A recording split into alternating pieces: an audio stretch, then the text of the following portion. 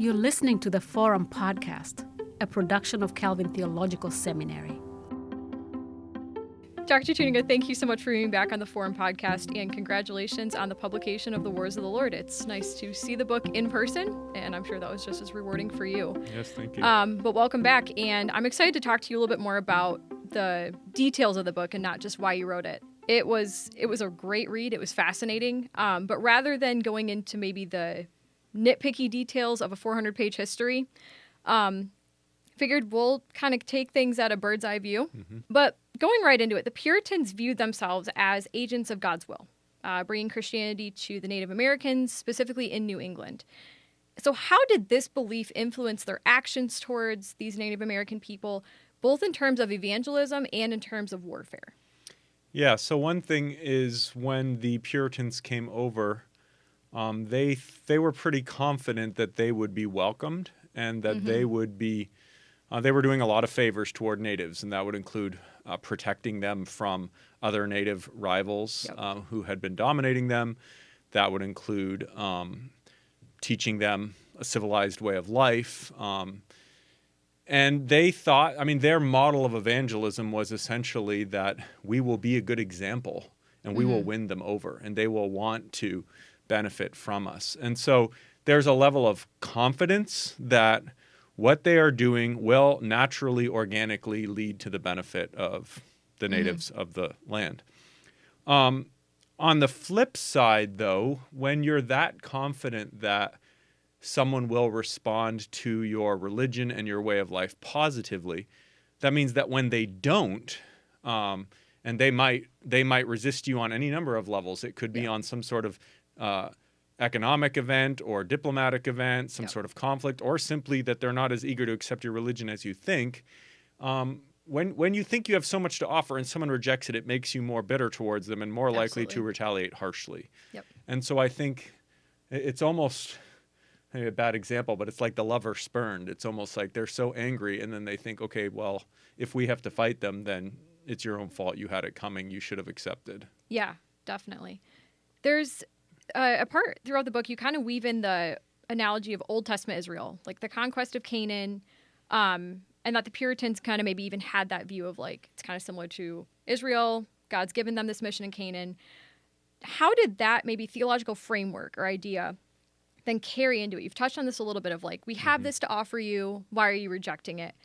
But how did that maybe even specifically impact the warfare side of things? Yeah, so one of the things doing this research, and as I was doing it, I discovered that the Puritans and the way they identified themselves with Old Testament Israel was a little more nuanced than I think people assume or give them credit for, but it was still problematic. So John Cotton, one of their leading ministers, said very openly and expressly as they were getting ready to leave England, God has not given us a mandate to conquer these people like he gave the Israelites to conquer the peoples of Canaan. That was unique to Israel. And so they did not identify themselves one-to-one with Israel. They knew they weren't Israel. But at the same time, they saw a lot of analogies and parallels, and they thought that God deals with Christian nations in general, somewhat like Israel. And the analogy that they would have seen more was not so much the natives with the Canaanites as the natives with the other pagan peoples surrounding Israel. So Israel didn't have a mandate to wipe out those other nations. But if those other nations went to war against Israel, Israel could fight back against them and trust that God was on their side, and in some instances do so pretty ruthlessly. And so that tends to be the analogy that the Puritans make. And you see both sides of this in the Pequot War, where John Cotton had told them beforehand, not necessarily thinking about the Pequot War, but in other contexts, you can't just go slaughter women and children. God didn't give us the right to do that. And yet, when the Puritan forces spontaneously, seemingly do end up slaughtering women and children, and they defend that, they do so by invoking the example of David and the Amalekites and Old Testament episode. So the Old Testament was there to make sense of what they were doing. It wasn't without any sort of nuance, but there were still substantial dangers and problems with it. For sure. So are there any warnings that we should take from how the Puritans specifically used the Old Testament to guide their political life and their decisions? Yeah, so I think that the Puritans, in some ways, inherited the broader Reformed tradition's views about the Old Testament in Israel, but in other ways they went in some different directions. And if you think back to someone like Calvin, John Calvin, the great reformer, was very clear about the fact that the Old Testament and Old Testament law is not the authority for the politics of a Christian nation. Mm-hmm. That natural law, which he sometimes calls the law of love, and sort of the wisdom of our tradition has to reflect on what a political system should look like. But Israel is unique. We are not Israel. And I think the Puritans, although they recognized, as I said, that we are not Israel, they nevertheless thought that their situation was pretty analogous to that of Israel. So while biblical law might not be directly one-to-one relevant, it was still their primary guide. And it was their primary guide in how they fought wars. It was their primary guide in thinking of the state as an expressly Christian institution where the pastors have to guide the political leaders in what they do. And they even tried to apply or take biblical law and apply it to life. Like, for instance, it was on the books that adulterers could be put to death, for instance. Now, they didn't actually do that very often, but they could, and they believed that that was valid and even necessary. So I think, there's a lot of danger there in taking the laws of Israel, the laws of the Old Testament, which it's not just that they're not relevant to us because it's a very different time and place, thousands of years ago, but also because God's purposes for Israel were very unique. They were intended by God to teach people certain things, including how evil sin is and how much it deserves to be punished and so forth, all of which is fulfilled in Christ. Mm-hmm. And no modern political society since then is in that situation. And therefore the laws of Israel are not relevant to us. And I think the best of our tradition, including John Calvin, would say that we have to seek to work out the law of love, natural law, and so forth in as wise a way as we can in accord with reason and the best of the Christian tradition. And that does not mean any sort of slavish following of biblical law. For sure. There's an aspect of just war and even that conquest narrative in Israel, and even in the book as well, that I thought was interesting. And I kept wondering, as I was reading, trying to put myself in the mind of the people, of the Puritans, if you will. Was it for them about, benevolence and care, or was there a side of like power and control as well? Do you think it was one or the other, or was kind of a mix of both?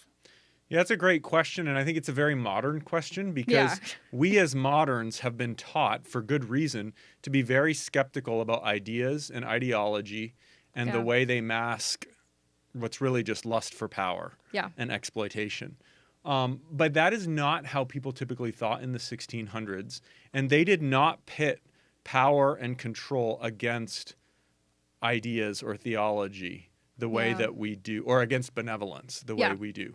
And so I think they very much thought that they were doing good for the Indians. They were seeking to be benevolent, but in no way did that conflict with asserting power or control over them, because they had a lot to offer the Indians, and it would be for the good of the Indians to submit to that. So, I mean, we think of this, with parents and children, right? Yeah. Like, parents seek to do good to their children. They also assert significant power over them. And very few parents angst over that and think, oh, I shouldn't be asserting power over my children because it's for their good for me to do this. Yeah. And when you believe your culture and religion is vastly superior to someone else's, you're going to have that same mindset without having any sort of sense that that is wrong or contradictory. Yeah.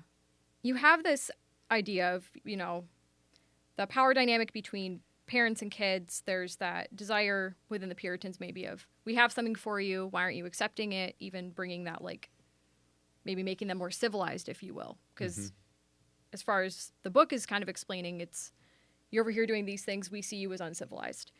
But over the course of the book, you very descriptively chronicle how the relationships kind of go from we're friends, but then we're not friends, and then there's a miscommunication, and suddenly there's another battle.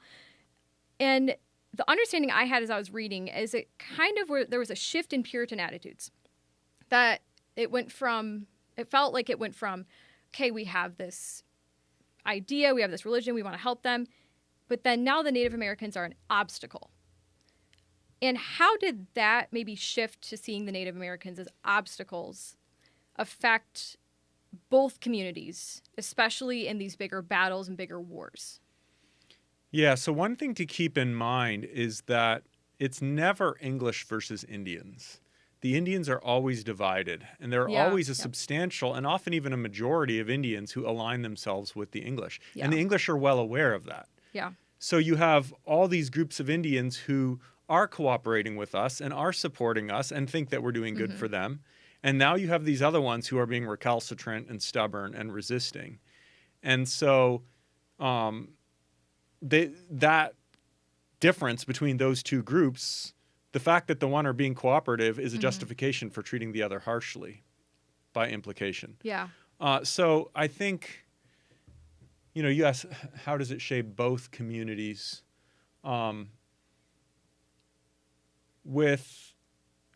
For the Puritans, as I said earlier, they're very confident that they're doing good. Their confidence that they're doing good is actually confirmed by those Indians who continue to cooperate with them and agree with them, including Christian Indians. Yeah. And that makes them all the more confident when other Indians oppose them that they are right to punish them, if you will, or fight against them. And the fact that then they actually, in all of these wars, have Indian allies. Yeah. I mean, the pluralistic army is the colonial army, right, fighting against the Indians. Yeah. So that, again, is confirmation for them that they're doing something good and legitimate. So for the, and that kind of links back to parents and children. When parents punish their children, they typically think that they're doing the right thing and that someday the children will grow up and appreciate that. Obviously, that doesn't always happen. Sometimes parents punish in the wrong ways or in unfair situations, but they're typically confident in the moment. Yeah. Part of what the Puritans think of themselves as doing, and you see this rhetoric over and over, where they'll say, we need to make an example of these Indians who are resisting us, otherwise more will. Yep. And so when they do that, they make an example of the Pequots, for instance. That does, in fact, lead lots of other Native groups to say, we better submit to the English, we better cooperate with them. And so there's, I think, a growing a divide that emerges among Indians, a debate. Do we cooperate and work with the English? Yeah. Or do we resist them? And for those who want to resist them, do we even have any realistic chance? And they're often trying to unite all the natives, and they're never able to succeed. No. So I think the English are usually pretty confident about what they're doing. The natives tend to be more conflicted and divided. Yeah. And,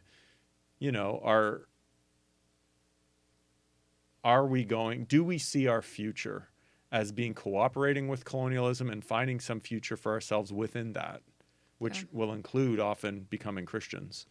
Or do we have no choice but to fight this no matter how long the odds are? Yeah. As I read and I'm hearing you reflect on this, the question kind of came to me is, was it possible to be neutral in this conflict or in this time? Was it ever possible to be like, nope, hands off? Or were you just inevitably on one side or on the other? I think that's a great point because people tried to be neutral. Yeah. And almost invariably got sucked in. And I think this is true in history in general, in wars or politics. People might start out saying, I'm just not going to be involved, but these things become all consuming. Absolutely. And sometimes you get pushed in one way or the other and you don't know what's going to happen. In the case of King Philip's War, for instance, many Native communities tried to remain neutral, but the English didn't trust them. And so the English tried to get them to prove their neutrality. And if they didn't do that by English standards, which usually meant submitting to some degree of English control, then the English would be willing to even launch a preemptive strike or something like that. It's also true, though, sometimes that some English people tried to stay out or English people tried to stay neutral. Yeah. But the more the war escalates, it becomes an all-consuming existential crisis. Absolutely. So you might not agree with what your government has done. You might not agree with what all your people have done. But the reality is the enemy is coming and they're trying to wipe you out. And in the end, are you going to just stand and let that happen, or are you going to fight back? And I think people on both sides had to make that decision, whether they wanted to or not. in the end, once the war is going all out, it's almost academic whether who's right and who's wrong and how exactly it started. Yeah. You, at the end of the book, you kind of start tying things together a little bit. And you talk about how the Native communities have kind of found ways to preserve their culture through Christianity, in a sense. There have been so much of that back and forth. How did some of these tribes actually use Christianity as a means of maybe cultural survival? And did missionaries have any role in this as they kind of recovered? Yeah, so as praying towns are established, which is where natives came together and had their land guaranteed or protected, and they came together around new patterns of life, organized around Christianity and submitting to colonial authorities, the church and the church's teaching becomes the new focal point of identity for these communities. They elect Christian leaders. They have Christian teachers appointed. And in a case like Natick, the most famous praying town, you had Indians from a number of different communities coming together, which meant their new identity as praying Indians now trumped whether they had been Massachusetts or Nipmuc or what particular village they had come from. And so that becomes a way for them to have a new thriving life in this new place. In addition, the missionaries tried to develop, John Eliot in particular, tried to develop a written language for these people. They didn't have a written language. It was an oral language purely. So he actually invented an alphabet in Algonquin, and he invented the written language. He eventually translates the Bible. He translates a lot of other religious writings, Puritan books, and so forth. And so that actually does create a sort of Christian Indian culture, if you will, that helps enable those communities to survive oriented around a new identity. I think even more importantly, though, they had a place within the colonial order. Their land was protected, and so they had a future there. And many of these communities are still there today. Yeah. So my book's really just talking about the first few decades of that. Much more of that story unfolds in the 18th century, 19th century. David Silverman's written a lot about that. But the role of Christianity actually grows and becomes increasingly central to many of these communities, even more so after the war. Yeah. I mean, you could just write Wars of the Lord, make it a trilogy, keep going. Right. Part 2, Part 3, Part 4. I mean, don't you say in the introduction, like, someone suggested a trilogy? Yeah, well, the original was about 3 times as long as this, and I was told by the press that it would need to be a lot shorter, and my wife said, why don't you just write a trilogy? And I decided not to do that. I mean, could be multiple movies, couple TV series, Right. I think we like history, so there's a little, to kind of change the conversation to implications. Once again, I mean, we've got 450 pages of history, and there's no way I could summarize it, much less I don't want to make you try to do that either. But we have a lot of conversations today, and you talked about this a little bit in the first podcast we did about the necessity of having humility when studying history and kind of looking back. We have a tendency of assuming, oh, well, we know better. We're looking at this in retrospect, and this is how we would handle it. And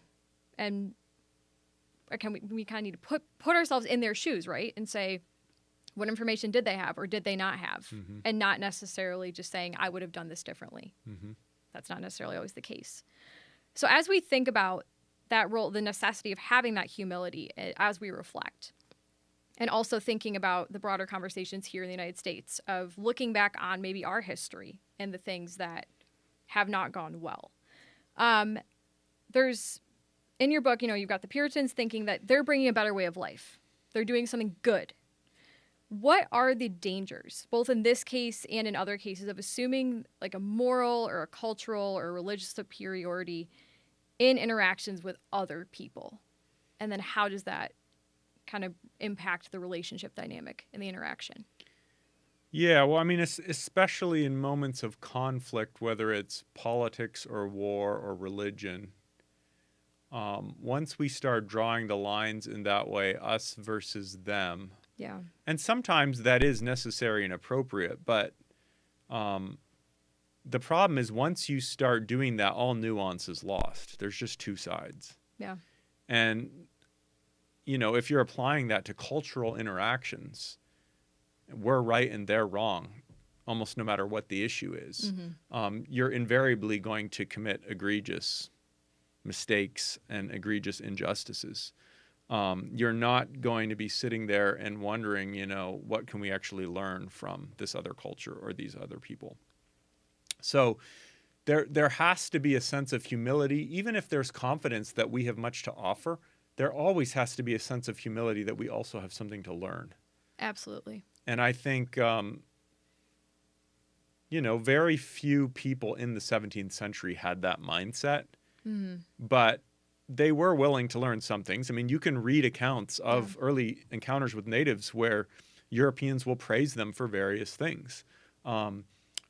But as soon as conflict comes in and they're now the other and the enemy, all that is lost. And we can actually do that the same way in history. So which is where your question started, where we other the people of the past. Yeah, right? Absolutely. So I've said before in the earlier podcast, we like our history like our Marvel movies with heroes and villains. And there's so many histories that were originally written making it seem like the colonists were so valorous, and the Puritans especially, because they're the ones who care about religious liberty. And it's not so much that the natives are demonized in those traditional histories as they're just sort of like ignored, or they're almost more like cartoon characters in there. Yeah. Like at the first Thanksgiving and so forth. That's exactly where my mind went. Yeah. But I mean, today it's the opposite extreme where there's so many books coming out and so many comments people are making about the past, where all of a sudden it's just like, well, all the colonists, all the Puritans were just these ruthless, racist exploiters, and the poor innocent Indians who were being exploited. And that is just as cartoonish. Yeah. And in its own way, that's just as much othering, just a different group of people in the past. Yeah. It also eliminates nuance and complexity entirely. Yep. And so, and invariably in that case, we're using our values and commitments to judge the past, and therefore we're not really learning anything from the past. We're learning the lessons we already know. Yeah. We're not learning anything that we didn't know. Yeah. And so it's so important. We have to, when you're studying a whole bunch of people that died several hundred years ago, you should have the same humility that you would have when studying a foreign culture. Absolutely. So on a very basic sense or basic level, what do you typically advise people if they're trying to kind of reset how they're studying history? What does that posture look like? What questions do they ask? Or how do you begin reshaping how your study of history, and it's not just they're bad, they're good, but rather what do I have to learn from both things?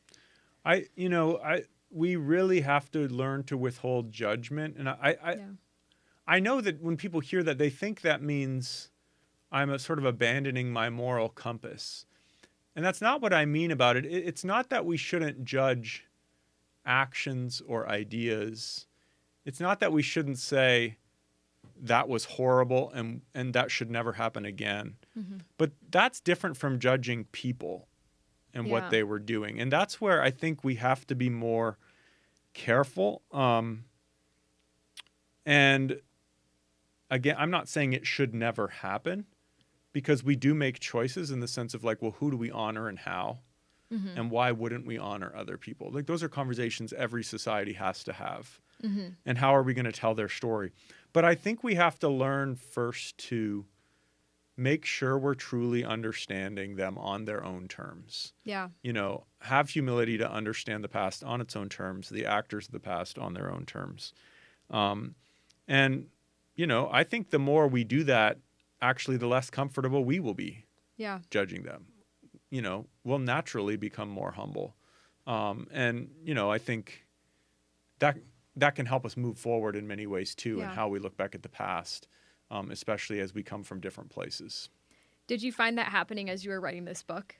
Yeah. So when I started, I thought I was going to do a critical evaluation of Puritan political theology. Yep. And I was going to critique them. And I found myself, I still have no hesitation of criticizing some of their ideas and practices. For sure.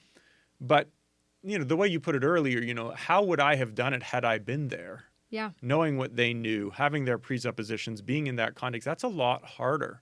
Yeah. And I find this too in class too, it's very easy for students to criticize the past and say that was horrible, I can't believe that happened. But if you ask students, well, how would you have done it differently? They're generally a lot quieter. Yep.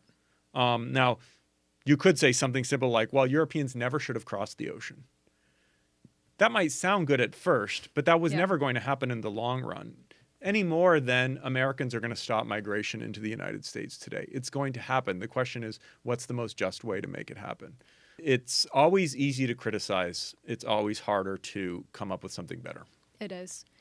There's a lot of conversation, especially in maybe more religious communities. I know in different denominations, there's different racial reconciliation conversations happening, among other things. That's just the first thing that comes to mind.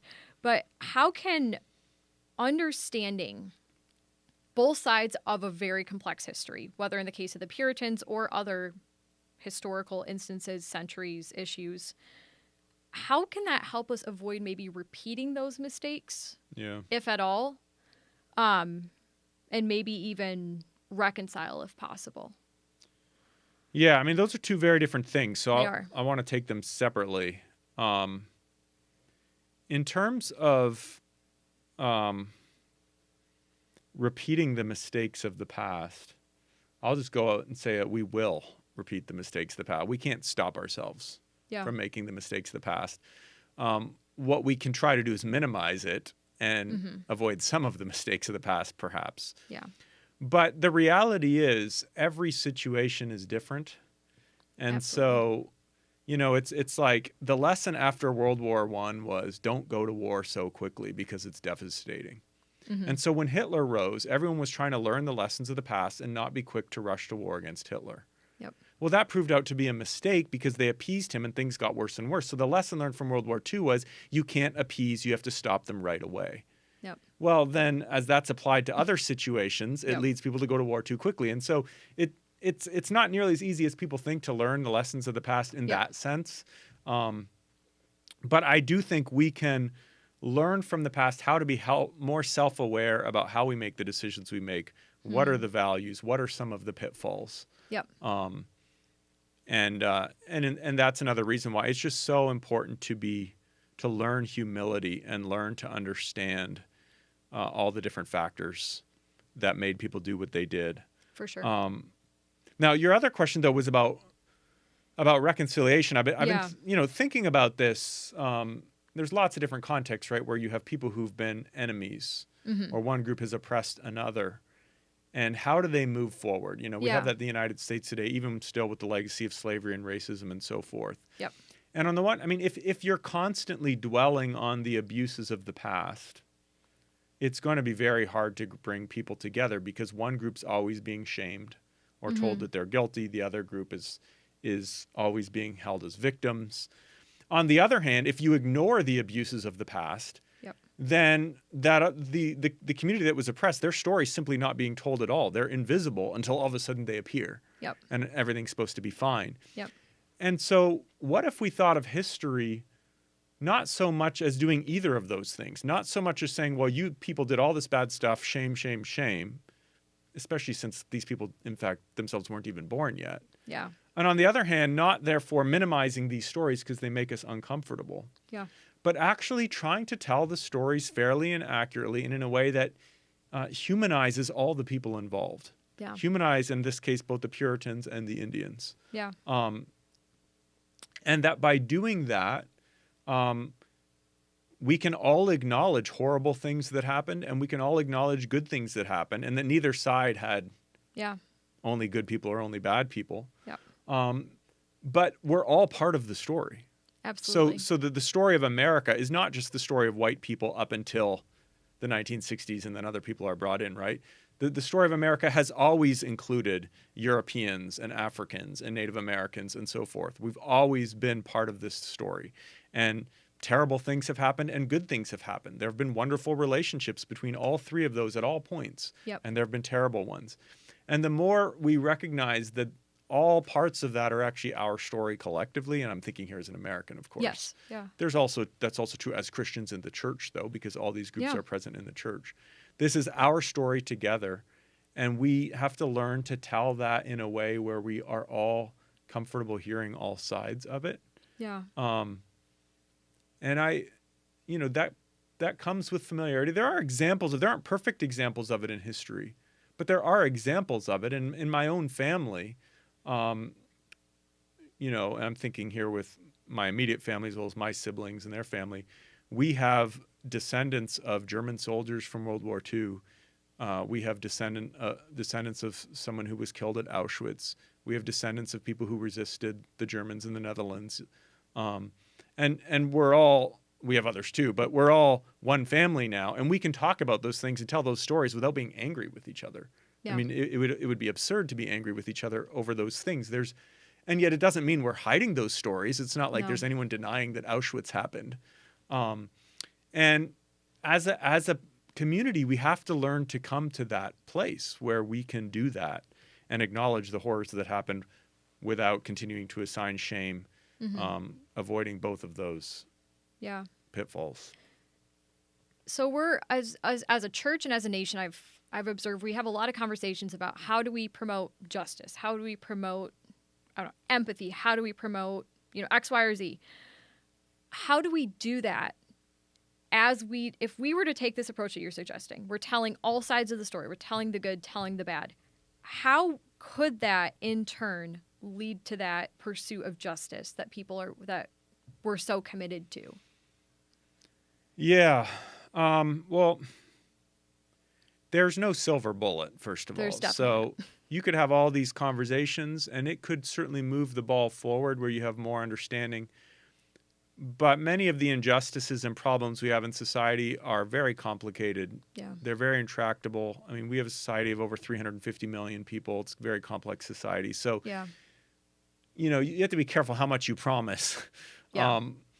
My interest more is in laying a foundation where we can even start to go about solving problems in a realistic way. Yeah.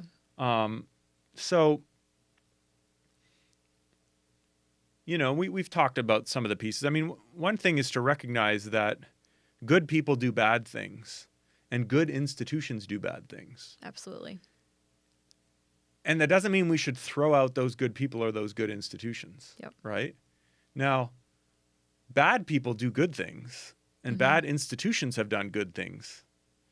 It doesn't mean we shouldn't throw out those bad institutions. No. So if you have this, again, that othering mindset, or another way of thinking about this is what I think of as like a revolutionary mindset. Like when there's a revolution, people want to throw out the past, tear it up, uproot it, start over, right? That's the mindset of a revolution. That is almost always absolutely disastrous. Yep. Because you're throwing out the good along with the bad. Yep. So learning to see with something like the Puritans, I mean, the Puritans did some bad things. They also did a lot of incredibly good things. I mean, it was the most democratic society in the world. It was the most literate society in the world. Yeah. It was one of the most economically prosperous societies in the world. And that lay foundations that have benefited many, many people moving forward. And so we need to be able to critique why and how they sometimes went to war and how and why they sometimes oppressed people in terms of culture. While also recognizing that if it weren't for the Puritans, the world might be a lot worse shape today. And you can say both of those things at the same time. Absolutely. So the type of change and progress we should be seeking is not a revolutionary type of change and progress. It's a recognize what is good and trying to pass that on to the next generation as we received it while trying to improve it. Yeah. It's this sort of always reforming. And that's, in our own theological tradition, the Reformed tradition, we say that's a value of sort of always reforming while at the same time honoring what we've received. Yeah. And nations and secular societies have to do the same thing. Yeah. And, when we have a right versus a left, that's all the more challenging. And especially if each of them have their own version of the history and they're very caricatured versions of the history, you start to lose any sense of shared past. It's so essential that we have a sense of shared past where we can all recognize this was good. We want to preserve this. Yeah. This is something maybe we disagree with, and we have to navigate that. Yeah. And it's definitely not a one-time, one-size-fits-all conversation. No, absolutely You have not. to keep having it. It will never end until the end. Well, and on top of that, I mean, the problems we're dealing with today, when you have racial tension or racial discrimination or ongoing conflicts with how Native peoples are treated in the United States or in Canada or whatnot, those things are clearly connected to what happened in the past. Absolutely, yeah. But a lot's also changed. Like the 1600s aren't still happening. No. And so, with racial tensions in America, a lot's changed since slavery. Yeah. But there are also connections, right? That this is part of that legacy. And so, recognizing that difference. Yes, this is part of the story. We should all be comfortable recognizing that the things we're dealing with are part of the legacy of the past, but we should also be recognizing that we have made progress and it's not the exact same. Like if you suffer some sort of insult from somebody from another group, that should not reinvoke all the pain of what happened 400 years ago. I'm not saying it won't. I'm not saying there's not psychological reasons why that couldn't happen for somebody, but we have to try to resist that, I think, because otherwise we never make any progress. Otherwise we're always defined by our worst moments. And we have to be aware of those worst moments. We have to be aware of their legacy, but we can't let them control and dictate our relationship with each other anymore. Absolutely. So what would be your advice for a follower of Christ that's listening to this conversation and is maybe wrestling with these same questions or conversations of reconciling with the past, looking at it from all angles, but also working on moving forward? What advice, if any, would you give to them as they have those conversations and sit with that hard history? Yeah, so, without repeating stuff that I've said, I think from a just more theological, gospel-oriented standpoint, I mean, who are the Christians in this book? Are they the English or the Indians? Well, the reality is some English strived to live like Christians and were successful to one degree or another. Others did not. Some of the Indians strived to live like Christians and were successful to one degree or another, and others did not. Yeah. So who are our people as Christians today when we read a book like that? They're not the English. They're not the Indians. In a sense, based on our theology, they're the people, the body of Christ as it was in that time. And so what defines the body of Christ? Like who's in and who's out?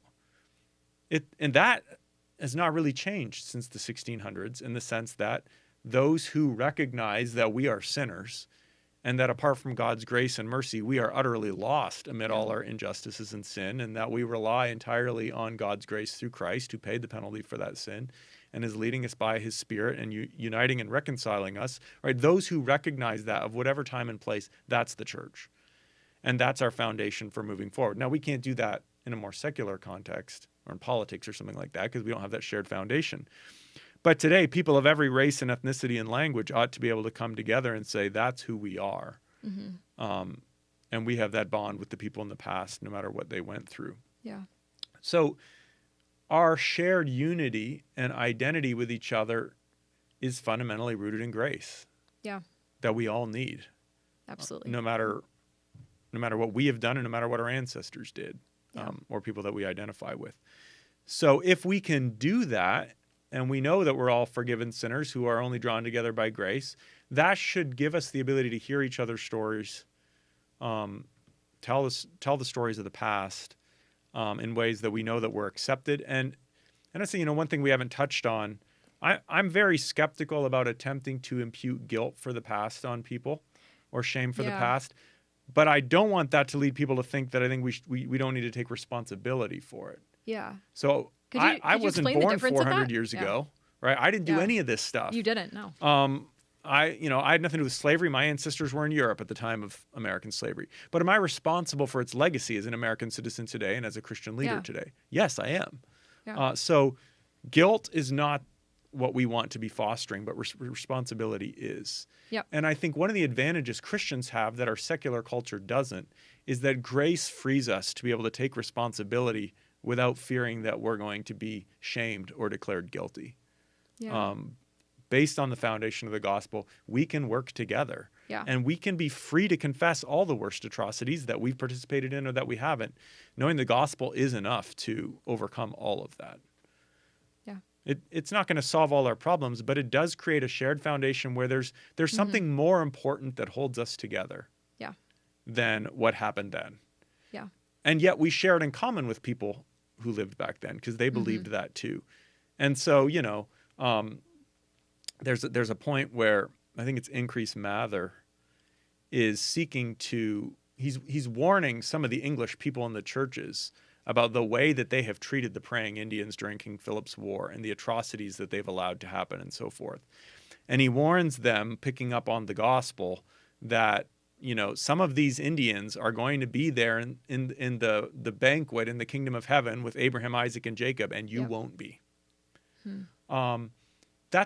There's a lot of bad things Increase Mather might say and do, but that's a good moment where Increase Mather is speaking truth prophetically and understanding that his bond with Native Americans who are Christians in Christ was far greater than his ethnic bond with fellow Puritans. And that's for us today too. Someday, you know, our hope is that we will be in the kingdom of God and we will sit around a table, and Puritans and Indians on both sides from these stories will be there. Yeah. And we will be able to actually talk about these stories, not making light of them, but recognizing their horrors, because we know that what Christ has done is more than enough to atone for it, pay the penalty for it, and overcome it by turning evil into good. So I didn't realize this history podcast was going to turn into a sermon, but sorry. You said it well. I love it. I love the book. I'm excited about it, but I do have to ask, what's next for you? What's next on the research projects? This isn't turning into a trilogy. Yeah. And we're not going a 5-part movie series or a 5-part documentary. Right. But what's next? Yeah. So, you know, I once talked to Harry Stout, who's a well-known American religious historian, and he told me that, and he's, you know, later in his career, I think he's retired now, and he said that he figured it basically took him about a decade to write a really good book. And I remember thinking at the time, like, oh, I could do better than that. It's not going to take me that long. I'll do it in 5 years. Yeah, exactly. That's about the figure I had in my head too. It's like, but I've learned that, like, yeah, you could like pump out a lot of books, but it doesn't mean they're going to be very good. So if you really want to do a good job, you have to take your time. And so I'm doing that right now. I have a research area that I'm focusing on, which is continuing to follow Reformed Christians, but more in the context of slavery and race and some of the conflicts in the United States leading up to and including the Civil War. So, but what exactly that's going to look like and what the exact focus of that, you will have to wait and find out. Well, in the meantime, congratulations again. Thank you, Leah. Thanks for being on the podcast. It was great to have you. My pleasure.